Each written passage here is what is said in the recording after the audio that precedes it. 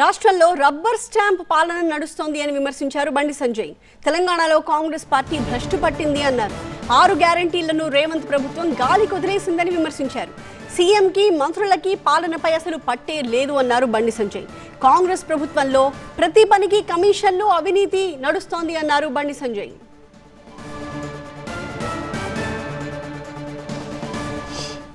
వశాత్తు ఈ తెలంగాణ రాష్ట్రంలో కాంగ్రెస్ పార్టీ భ్రష్టు పట్టింది.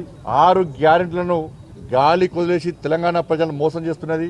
ముఖ్యమంత్రికి, మంత్రులకు పాలన మీద పట్టు లేకుండా పోయింది. రబ్బర్ స్టాంప్ ప్రభుత్వం నడుస్తున్నది. జనపద నుంచి ఇలా తెలంగాణ రాష్ట్రాన్ని పాలిస్తున్నారు. నిన్నగాక మొన్న పిసిసి అధ్యక్షులు మహేష్ గౌడ్ గారు అయిపోయారు. మంత్రివర్గ విస్తరణ అన్నది ఏఐసిసి నిర్ణయిస్తుందని చెప్పండి. దీని ద్వారా ఏ విధంగా రబ్బర్ స్టాంప్గా మారిందో అర్థం చేసుకోవాలి.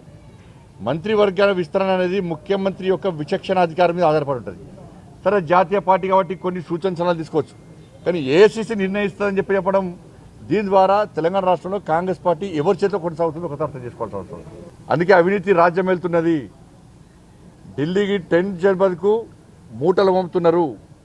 ఆ మూటల కోసం వాళ్ళు ఆశపడి తెలంగాణ రాష్ట్రాన్ని పాలించే స్థితిలో కాంగ్రెస్ పార్టీ ప్రభుత్వం లేదు. అన్నిట్లో కమిషన్ తీసుకుంటున్నారు.